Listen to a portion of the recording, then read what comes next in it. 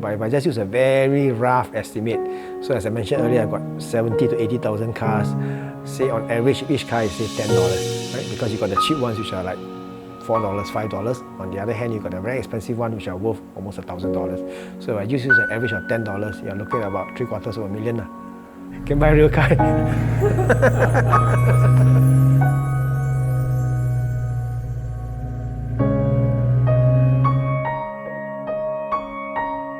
Hi, I'm Jeffrey Wong. I collect toy cars and I also collect real cars. Okay, my passion for cars actually started almost 10 years ago. I happened to chance upon a vintage Triumph Spitfire.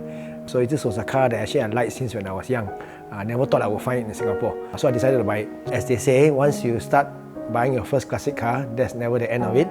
The second one came along, the third one came along. So currently my focus is more on the old Japanese cars, what they call JDMs or Japanese domestic market cars. So currently I have a Datsun 510 wagon. I also have the current 510 coupe. This coupe is a very rare version because it was what they call a JDM. It was actually sold only in the Japanese market. In addition, I also have a 510 sedan, so that's a 4-door sedan. So in fact, I believe in this part of the world that is the only collection of all three, means the sedan, the coupe and the wagon under one roof. I started collecting toy cars actually quite long ago. Like we were a kid, I think we remember our favourite toy car and so on. But I really went into it, and this is Hot Wheels and Matchbox cars.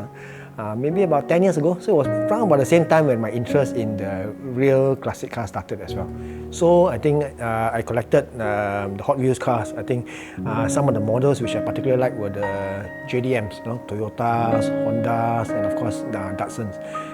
In particular the Datsun 510, which came in two models. They had the wagon and had the coupe. So one of the popular castings, they call it castings, among Hot Wheels collectors is the Datsun 510. This car has interesting history because it has a good racing pedigree. It was in fact the car that won the Trans Am US Rally 2 years in succession, 1971 and 1972. So the coupe, for example, right? The Hot Wheels issue is modeled after the actual racing car that won the Trans Am Rally. Whereas the wagon, my wagon, right, the black color wagon with R1 livery, is modeled after the Hot Wheels car. So many collectors would know the 510 when they see it. When I first started collecting, I wondered to myself, am I able to find the real car? No, it would be good if I can find the real car. So the wagon that I have is a 1972 wagon. So it's almost pushing 50 years now. So the wagon is particularly rare in right-hand drive version. If you Google on the internet, you will find that most of them are left-hand drive. They are very popular in the United States and even in Europe as well. But all these, unfortunately, are left-hand drive. You can't import and register a left-hand drive vehicle in Singapore, so you have to look for a right-hand drive. So I did ask around whether such cars existed. I was told that in Malaysia there were a few. In fact, there are 5 known right-hand drive wagons in Malaysia.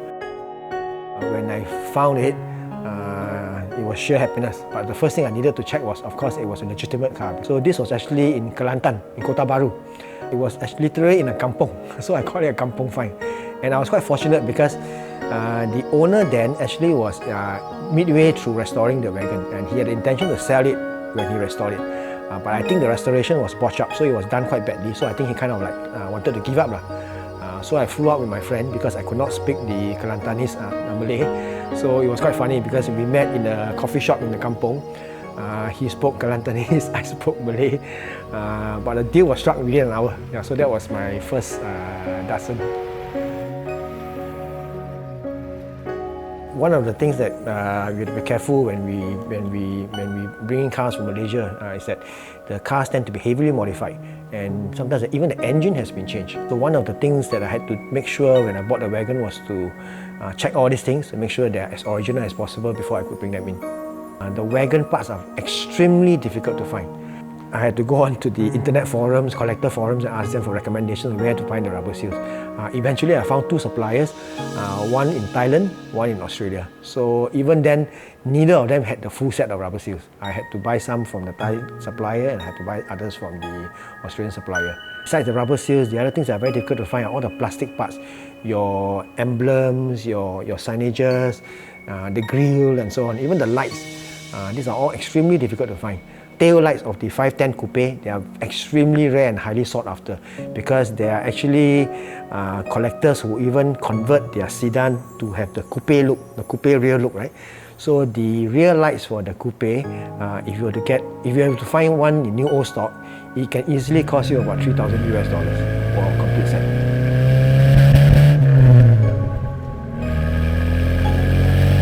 So around about at the time when I found the wagon, one of my friends who is a car dealer, he approached me. He told me that actually he imported a 510 Coupe from South Africa, and because he knew that I was going to buy the wagon. In fact, originally he wanted to keep the coupe for himself, but because he knew I bought the wagon, he checked with me whether I was interested in the coupe. So I said, of course, I'll be interested. So that's how I acquired the second 510. The Datsun 510s came in a few different forms. They had what they call the Triple S, which stands for Super Sports Saloon. So all the coupes are Triple S. The sedans came in both the Triple S version and the normal version. Essentially, the Triple S version is considered a more luxurious version. He has a slightly more powerful engine, and I think the trimmings are also slightly different. So the coupes I have is a Triple S. The sedan and the wagon are just ordinary version of the 510. Even to this day, I have no problem driving the coupe at say 100 km per hour. It goes smoothly, not an issue at all. These cars are quite reliable even for long drives into Malaysia. I've driven the coupe and my wagon both into Malaysia for road trips. Of course, after acquiring the wagon and the coupe, it was only a matter of time for me to get the sedan to complete the collection. I brought in the 510 sedan, so this is the 4-door sedan. So the car engine has been tuned up, so it drives well. Usually when I drive on the roads, the most common reaction I get is, wow, you mean this car still exists in Singapore? That's the first thing. Secondly, they will ask me, this one can still drive? Because they never expected a car that's 40, 50 years old to be still driven on the roads. In fact, you will ask the people from that generation, right? They know this car very well, the Triple S. You just mentioned Triple S, they know what it is. This car used to be very common in Singapore in the 70s, 80s, possibly even right up to the 90s. Unfortunately, nearly all have been either scrapped or already exported. Yeah. There's only one 510 left on black plate. It belonged to a Japanese collector. That is actually a 4-door sedan. None of the wagons have survived, and as I mentioned earlier, we never had the coupes here. In recent years, there have also been a few imported and registered on classic plates, but even then, you're looking at no more than a dozen. Because I own quite a few of them, somehow I've been given the nickname Datsun guy or Datsun Wong. If you are familiar with the Hot Wheels issues, they have the regular issues, these are mass market issues. So these are cars you buy for $4 in the shops, but they also have premium issues. So the premium issues will be cars that are better made, more details, come with rubber wheels, even the paint job is a special paint job. So those cars tend to be issued in limited quantities. So these are the ones that are more highly sought after by collectors. Some of these have actually appreciated in value a lot because they are highly sought after by collectors. So just to give you an example, the Hot Wheels issue of the same design as the coupe that I have, the issue price was only $15 I think in the year 2012 or 2013. Currently it's worth almost $800. So this is an example of something which is almost considered the holy grail for the Hot Wheels Datsun collectors. Many of these actually you don't find them in Singapore. I used to have a Volkswagen Combi. I actually sold it to another toy collector. He actually traded in his entire collection of toys for the Combi and he topped up in cash. I sold the Combi for a certain price. Half of it was actually paid for with his toy collection. So I took away his toy collection. Is there any end goal for your collection? Where do you see yourself stopping? If you ask my wife, she will say, you better stop now. But I suppose at the end of the day, it's more a passion. I mean, I buy the car more because, firstly, I identify with some of them as cars that I owned when I was a child. But even then, not so much because of the value, but more because of I like the model.